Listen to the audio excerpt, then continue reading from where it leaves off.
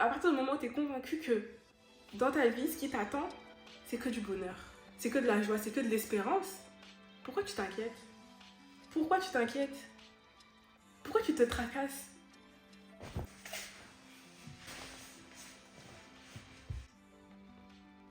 Hello guys, j'espère que vous allez bien, que vous avez passé une belle semaine.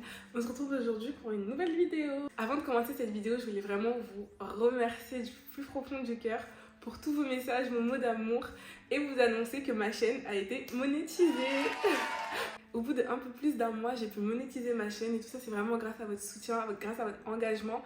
Parce que vous regardez mes vidéos semaine après semaine et vous restez fidèles. Je suis vraiment en train de créer une petite communauté de femmes fortes qui veulent avancer, qui veulent progresser, qui veulent créer vraiment leur meilleure version. Et j'ai vraiment hâte de pouvoir discuter avec vous, j'ai vraiment hâte de pouvoir échanger avec vous. N'hésite pas à m'envoyer un DM sur Insta ou à me laisser un commentaire sur YouTube. Trop contente et fière d'avoir fait ce parcours, d'avoir eu ce parcours. Et même si ça fait que 40 jours que je suis sur YouTube, j'ai déjà accompli ce que d'autres mettent 1 année, 2 ans à accomplir. Je suis vraiment hyper reconnaissante de tout l'amour que vous me portez, vos commentaires, votre engagement et le fait que semaine après semaine, vous continuez de regarder mes vidéos et vraiment ça me fait trop plaisir. Je m'attendais vraiment pas à autant tout d'un coup. Vraiment, je pensais avoir une petite montée normale comme tout le monde, mais moi c'est parti direct. Ça a fait comme ça. Mes stats, franchement mes stats, elles sont incroyables et je voulais vraiment prendre un moment pour vous remercier. Parce que c'est grâce à vous et je suis hyper contente que mon contenu vous plaise. Avant de fermer cette parenthèse, je voulais vraiment vous demander quel genre de contenu vous aimeriez voir sur ma chaîne, que ce soit plus des vlogs, un peu plus lifestyle, des chit-chats ou que je fasse des lives. Vraiment, dites-moi en commentaire ce que vous préférez et je m'adapterai en fonction de vos besoins. Là, j'ai 2-3 autres vidéos qui sont prévues pour les semaines à venir, mais après ça, franchement, j'ai envie de vous demander ce que vous voulez voir, que ce soit des vlogs où je glow up, où j'invite des prestataires, ou des vidéos où j'invite par exemple d'autres amis, d'autres youtubeuses à venir discuter sur certains thèmes, certains sujets, un peu comme les podcasts, je sais pas si vous voyez. Si vraiment ça vous parle, n'hésitez pas à laisser en commentaire des suggestions de personnes avec qui je pourrais faire des collaborations, des youtubeuses avec qui vous pensiez que je m'entendrais bien, ou des suggestions de vidéos, de vlogs, si vous avez des idées. Je suis totalement prenante parce que c'est aussi votre chaîne et c'est grâce à vous que j'ai pu avoir tous ces bons résultats. Donc n'hésitez pas à me laisser un petit commentaire. Pour revenir à la confiance en soi. D'abord, qu'est-ce que la confiance en soi? La confiance en soi, c'est la conviction. La conviction, c'est une croyance que l'on a, que l'on peut arriver à accomplir quelque chose. La confiance en soi de base, c'est vraiment ça. C'est vraiment avoir la croyance que peu importe ce qu'il arrive, peu importe les circonstances, peu importe les événements extérieurs qui ne me concernent pas, je peux y arriver. Je peux y arriver et je sais que je vais y arriver. Donc malgré tout ce que la vie pourra te faire traverser, malgré tous les événements que tu pourras rencontrer, malgré tous les obstacles que tu pourras avoir au cours de ton parcours, tu croiras en toi. Tu croiras que tu pourras y arriver et tu sauras au plus profond de toi que personne ne t'arrêtera. Que personne pourra te dévier de ton chemin. C'est ça la confiance en soi. Cette confiance, elle porte surtout sur tes capacités. Elle porte surtout sur tes capacités parce que tu fais confiance à tes capacités. Tu crois que tu pourras résoudre telle ou telle situation et tu sais que tu as les armes nécessaires pour y arriver. Au-delà de cette croyance, c'est aussi le fait de ne pas douter. Ne pas se dire « Ah, je vais jamais y arriver. Ah, j'en suis pas capable. » Personne ne te connaît comme tu te connais toi-même. Alors, ne doute pas de tes capacités. Ne doute pas que tu peux y arriver. Une fois que le doute s'installe, on va forcément aller chercher ailleurs ce qu'on ne se donne pas. Par exemple, tu vas chercher la validation des autres. Tu vas accorder plus d'importance à la vie des autres et à leur manière de penser et à leur jugement que tu ne t'accordes à toi-même, que tu ne t'accordes à ton propre jugement. Et si tu n'as pas vu ma dernière vidéo, je t'invite fortement à aller la regarder parce qu'à un moment donné, j'aborde ce sujet et j'explique vraiment comment sortir de cette dépendance de la validation des autres. Donc je te mets le lien juste au-dessus pour que tu puisses aller la regarder. Pour atteindre cette conviction, je vais te donner quelques éléments qui vont te permettre vraiment d'y arriver petit à petit, mais il faut que tu saches que ce sera un travail, encore une fois, sur la mentalité. Ce sera vraiment un travail sur la personne que tu es, tes convictions, qu'est-ce que tu crois, quelles sont tes croyances. Il faut que tu arrêtes de croire que tu ne peux pas y arriver. Il faut que tu arrêtes de croire que tu es une victime et que le monde est ligué contre toi pour que tu ne réussisses pas. Il faut que tu apprennes à dire non aux autres pour t'affirmer dans ta confiance et pour t'affirmer dans tes choix. Donc voilà un peu quelques éléments qu'on va aborder dans cette vidéo. Si ça t'intéresse, je t'invite vraiment à rester jusqu'au bout parce qu'aujourd'hui on va vraiment bien développer. La première étape avant de commencer, ce sera de passer à l'action. Il faut que, comme dans toutes mes autres vidéos, comme à chaque fois que je parle ici, je vous le dis, il faut que vous preniez la décision. La confiance en soi, c'est un état d'esprit. Avoir confiance en soi, c'est un état d'esprit. Il faut que tu adoptes cette mentalité de « je peux y arriver ». Cette mentalité de « je vais réussir, peu importe les obstacles ». Cette mentalité vraiment qui va te porter à réussir tes objectifs. Parce qu'une fois que tu auras fait ce changement, cette transition entre l'ancienne version de toi qui doutait, qui avait peur, qui demandait la validation des autres, et cette nouvelle version de toi qui est cette meilleure version de toi qui n'a pas peur des obstacles, qui n'a pas peur de se salir des mains et qui croit qu'elle va réussir parce qu'elle le sait. Et un des versets qui me porte depuis quelques mois dans mon parcours, c'est celui où il est indiqué que Dieu connaît les projets qu'il a formés pour nous. Des projets de bonheur et non de malheur, pour nous donner de la joie et de l'espérance. À partir du moment où tu es convaincu que dans ta vie, ce qui t'attend, c'est que du bonheur, c'est que de la joie, c'est que de l'espérance, pourquoi tu t'inquiètes? Pourquoi tu t'inquiètes? Pourquoi tu te tracasses? Et c'est vraiment ce qui m'a permis d'être confortable dans ce changement de mindset, dans ce changement de mentalité. C'est vraiment de me dire que s'il n'y a que du bonheur à l'avenir, pourquoi moi je vais m'inquiéter? Pourquoi moi je vais stresser ici avec des petits trucs, avec mes petites broutilles de la vie quotidienne, alors que je sais que Dieu a formé un projet de bonheur pour moi qui m'attend? Et c'est à partir de là que tu vas vraiment commencer ce changement parce que tu vas te dire que il faut que j'aille vers le projet de bonheur qui m'attend. Et si vraiment tu as une saison où il ne se passe rien comme prévu, où tu es débordé, où tu ne te sens pas vraiment réussir, où tu ne te sens pas te rapprocher de la meilleure version de toi-même, si tu gardes ce verset en tête et que tu te dis que Dieu a formé des projets de bonheur pour moi et ce sont des projets de joie pour me donner de l'espérance qui m'attendent, c'est pas grave, je vais traverser cette tempête, je vais traverser cette saison et je sais qu'au bout du tunnel, ce qui m'attend, c'est de la joie, c'est de l'espérance et du bonheur. Donc, il faut passer à l'action. Comment passer à l'action? La deuxième étape, ce sera apprendre à dire non. Apprendre à dire non, c'est vraiment quelque chose avec lequel j'ai eu beaucoup de mal. Parce que, en tant que femme, et surtout en tant que femme noire, on a été élevée dans une mentalité de faire plaisir, d'être agréable, de ne pas déranger, de ne pas faire de bruit, de ne pas être trop, de ne pas trop se montrer, de vraiment de rester dans notre coin et de ne pas déranger. De ne pas déranger. En grandissant, je me suis rendu compte que le fait de me renfermer, de ne pas déranger, de toujours vouloir faire plaisir aux autres, de toujours vouloir être disponible pour les autres, alors que les autres n'étaient peut-être pas forcément disponibles pour moi, c'est quelque chose qui pouvait très rapidement me porter préjudice. Apprendre à dire non, c'est surtout pour se fixer des limites. Pour fixer des limites aux autres, mais surtout pour te fixer des limites à toi-même. Pour que tu puisses avoir le contrôle de ta vie. Pour que tu puisses avoir cette sensation de « je maîtrise mon temps ». Je maîtrise ce que je donne aux autres, je maîtrise ce que je me donne à moi-même. Donc, quand je dis apprendre à dire non, c'est pas apprendre à tout refuser, c'est pas apprendre à ne jamais faire plaisir aux autres, c'est pas apprendre à ne plus sociabiliser, c'est pas apprendre c'est pas tout ça. C'est vraiment pas tout ça, mais c'est imposer ses limites et les faire respecter. C'est mieux gérer son temps parce qu'on sait ce qu'on donne aux autres et on sait ce qu'on donne à soi-même, mais c'est surtout être honnête. Surtout être honnête avec soi-même et se retrouver maître de sa propre vie pour ne pas se retrouver avec des situations qui nous tombent dessus. Non, moi ce que je veux c'est qu'on apprenne à dire non de façon à reprendre le contrôle de sa vie, à reprendre le contrôle de son temps et à reprendre le contrôle de sa personne. On ne doit pas être là à gauche à droite à tout donner tout le temps aux autres et ne jamais garder pour soi et ne jamais garder pour ses projets. Donc moi ce que je veux te transmettre aujourd'hui c'est vraiment apprendre à dire non pour faire respecter tes limites, pour faire respecter ton temps, pour faire respecter tes choix. Tu n'es pas obligé de t'expliquer à chaque fois que tu veux refuser quelque chose. Tu n'es pas obligé d'avoir une raison pour dire non et refuser. Juste le fait que tu n'aies pas envie, ça devrait être suffisant. Dire non, ça te permettra d'éviter de te retrouver dans des situations où tu as l'impression que ta vie t'échappe.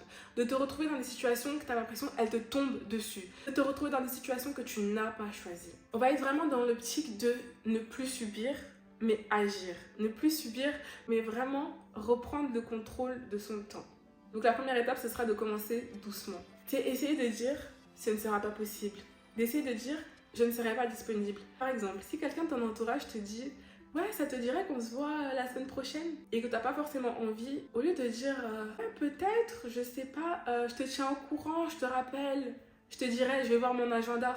Au lieu de paraître comme quelqu'un qui n'a pas confiance en soi, ce que je t'invite à dire, c'est « non, ce ne sera pas possible » ou « non, je ne suis pas disponible ». Directement, sois honnête et franche. Sois honnête avec toi-même et avec la personne. Si tu n'as pas envie, au lieu de donner de l'espoir, au lieu de le laisser croire que tu vas peut-être y aller, dis-lui directement que ce ne sera pas possible. Je ne serai pas disponible. C'est vraiment important parce que, à force de vouloir se chercher des excuses ou de reporter, repousser, parfois on se met nous-mêmes dans un pétrin pas possible et on se retrouve à faire des choses dont on n'a pas forcément envie. On se retrouve à faire des choses qu'on a l'impression qu'on subit alors que c'est peut-être nous qui nous sommes, malgré nous, entraînés dans cette propre situation. Ensuite, pour commencer à dire non, ce que je t'invite à faire, c'est le dire à des étrangers, le dire à des inconnus, des personnes qui ne te connaissent pas. Ce qui peut être difficile avec les personnes que tu connais, c'est que ton entourage te connaît, ton entourage connaît tes habitudes, ton entourage connaît l'ancienne version de toi. Si par exemple aujourd'hui tu décides de changer, si ton entourage décide d'organiser quelque chose qui n'est pas en adéquation avec la meilleure version de toi-même et que tu ne souhaites pas y participer, ils vont te répéter que tu n'es pas comme ça, tu changes, tu n'as pas l'habitude d'être comme ça, pourtant tu aimais bien faire ça avant, pourtant ci, pourtant ça, et justement ça pourra te peser sur la conscience, donc ça peut être un poids en plus. Commence par des inconnus, commence au restaurant, commence dans la rue, commence vraiment petit pour pouvoir augmenter et t'entraîner petit à petit à dire non et à faire valoir ton non. Et justement pour que ton non ait plus d'impact, il faut que tu le poses. Il faut que quand tu dises non, on sente vraiment que c'est non. C'est pas peut-être, c'est pas on verra, c'est juste non. Ce qu'on a beaucoup tendance à faire, c'est quand on dit non, on laisse notre corps s'exprimer. C'est par exemple, on va tourner la tête, on va dire non, comme ça. Ce que j'ai appris récemment, c'est que quand on n'est pas confortable avec ce que l'on dit, notre corps le dit à notre place. Ce qui risque de se passer, c'est que ton corps va prendre le dessus et tu vas peut-être hocher de la tête en même temps ou faire ça avec tes doigts. Ton corps prend le dessus et transmet que tu n'es pas confiante, que tu n'es pas confortable avec la décision que tu as prise. Et ça, on ne veut pas de ça. On veut quelqu'un qui pose son nom et que son nom soit puissant. Il faut vraiment que tes mots suffisent à eux-mêmes. Il faut que quand tu poses un mot, on sente ton mot peser. Il faut que ton corps juste appuie ce que tu dis.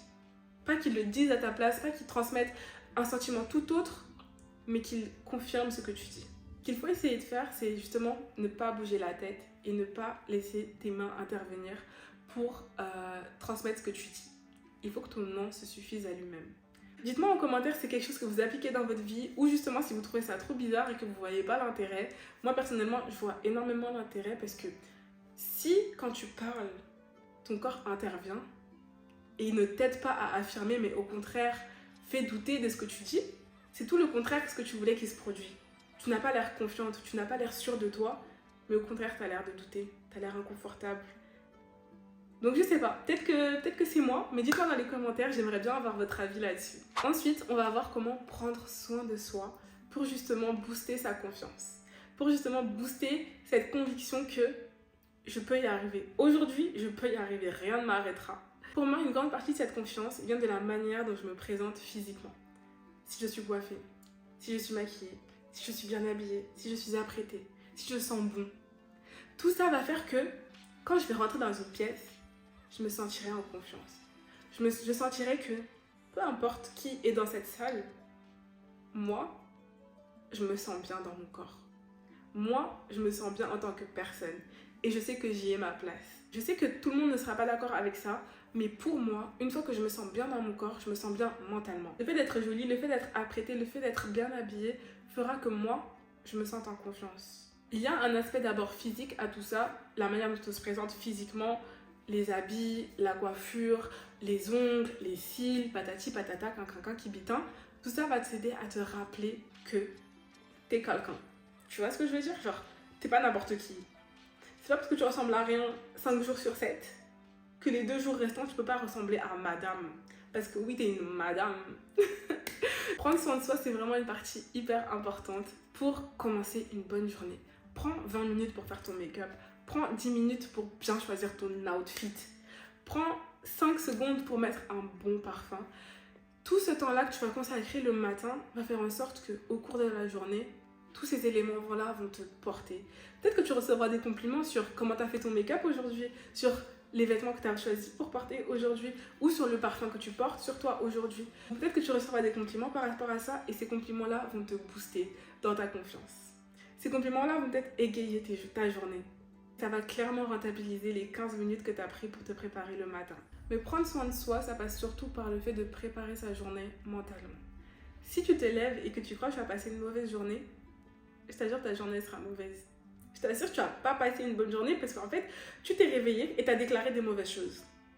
Tu t'es réveillé du mauvais pied déjà. C'est impossible que tu passes une bonne journée parce que tu l'auras déclaré. Donc si tu te lèves et que tu déclares que tu vas passer une bonne journée, qui pourra t'arrêter? Même si tu rates ton bus, c'est pas grave. Par exemple, le fait de commencer sa journée avec un planeur, un agenda, un journal de gratitude va faire en sorte que tu vas poser le ton pour cette journée. Que tu vas te dire, j'ai ça à faire, ça ce sont mes priorités. Mais aussi, je suis reconnaissante pour ça. Je suis reconnaissante pour ci. Tous ces éléments-là vont faire que dès le matin, tu seras déjà centré sur toi-même. Dès le matin, tu seras déjà centré sur la meilleure version de toi-même et qu'au cours de la journée, tu resteras sur cette même dynamique. Je ne sais pas ce que vous utilisez comme cahier, planeur, agenda, mais moi, j'en trouve jamais qui sont parfaits. C'est-à-dire qu'ils peuvent mélanger la productivité, l'organisation, le bien-être et la gratitude et la spiritualité. Dites-moi pour vous ce qui fait un bon planeur. Parce que pour moi, il me faut une partie où j'organise ma journée. Il me faut une partie où j'organise mes priorités. Et il me faut une partie où je puisse écrire ma journée. Où je puisse débriefer de ma journée. Donc n'hésitez pas à me dire en commentaire ce qui fait pour vous un bon planeur, ça m'intéresse vraiment. Et si jamais vous avez du temps, n'hésitez pas à m'envoyer un DM sur Insta pour qu'on en discute un peu plus. Un autre point qui sera tout aussi important pour que tu puisses développer ta confiance en toi, ce sera de faire un nettoyage de tes réseaux sociaux. Il faut que tu fasses attention à ce que tu consommes comme contenu, comme vidéo, comme musique, comme podcast, parce que inconsciemment, tu vas internaliser ce que tu entends. Inconsciemment, ces choses-là vont te marquer et te graver. On ne s'en rend pas compte, mais la musique qu'on écoute, elle nous marque. Les paroles que l'on chante, c'est des choses que l'on déclare. C'est des choses auxquelles on donne vie.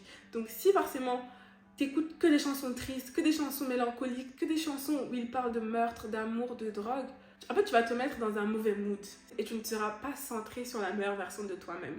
Donc, c'est important de faire un petit nettoyage ou si tu veux une petite cure des réseaux pour vraiment te recentrer sur ce qui est important pour toi. Dans ce nettoyage, à un moment donné, il faudra enlever certaines personnes de tes réseaux sociaux. Ces personnes qui te créent de l'envie, ces personnes que tu jalouses, ces personnes qui font en sorte que tu te sentes mal dans ta propre vie. Parce que tu n'y es pas encore arrivé, parce qu'elles ont tout ce que tu as rêvé d'avoir, mais que tu les envies dans un sens négatif. Je dis bien dans un sens négatif, parce que tu peux t'inspirer de ces personnes. Si par exemple tu follow une personne qui t'inspire la confiance, qui te pousse à aller de l'avant en te montrant ce qu'elle a déjà, ça c'est positif. Mais si par exemple, à chaque fois que tu vois cette personne poster sur les réseaux, tu te dis « Oh, je suis pas encore arrivée, alors qu'on a le même âge, elle a déjà 3 enfants, elle est déjà mariée, elle a déjà une voiture, j'ai même pas mon permis. Oh !» Tout ça, juste parce que tu es allé sur Insta. Et quand tu fermeras l'appli, tu te retrouveras avec tous ces sentiments négatifs qui vont t'envahir. Non, vous aimez souffrir.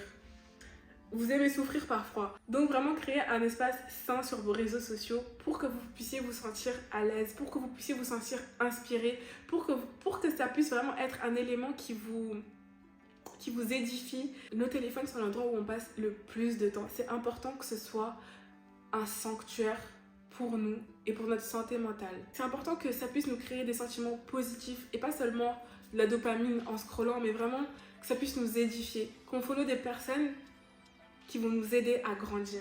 Fais vraiment le tri des personnes que tu follow. Arrête de follow des personnes qui te créent de la frustration. Arrête de follow des personnes qui te créent des sentiments négatifs. Follow des gens qui vont t'édifier. Follow des gens qui vont t'upgrade, qui vont te faire level up. Follow des gens qui vont vraiment t'aider à grandir. Et enfin, le dernier point de cette vidéo, ce sera arrêter d'avoir une mentalité de victime. J'ai l'impression que c'est devenu une compétition. À qui a la pire vie? À qui a les pires expériences? À qui a le plus souffert? À qui est le plus malheureux? À qui a été le plus trompé? Et j'ai l'impression, surtout sur les réseaux, qu'il y a beaucoup de négativité, que les gens viennent se plaindre et déverser leur expérience négative sur le monde.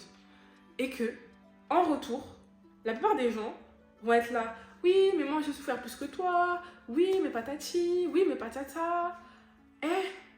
Beaucoup d'entre nous, on a tendance à déverser nos expériences négatives sur nos proches, sur nos amis, sur notre famille. Et ça fait qu'en fait, à force, on perd confiance en soi parce que si tu déclares que oui, il m'arrive tout le temps que des mauvaises choses, j'en peux plus, je suis tout le temps malheureuse en amour, on ne fait que me tromper, tu ne peux pas avoir confiance en toi si tu continues forcément de croire que tu es une victime, si tu continues de croire que la vie s'acharne contre toi, si tu continues de croire que les circonstances extérieures font ce que tu es et font que tu es une victime de la vie, de la société, des autres, de ton entourage, de tes camarades.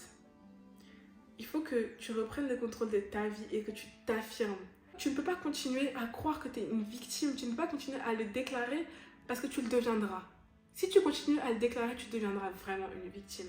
Si tu crois vraiment que tu es une victime, tu le deviendras. Cette mentalité, elle t'emmènera de nulle part. Cette mentalité va faire en sorte que tu vas être triste, que tu vas être dépité, que des choses négatives en fait. Et c'est tout le contraire de ce que l'on cherche ici. C'est tout le contraire de j'ai confiance en mes capacités. C'est tout le contraire de je vais y arriver, peu importe les obstacles.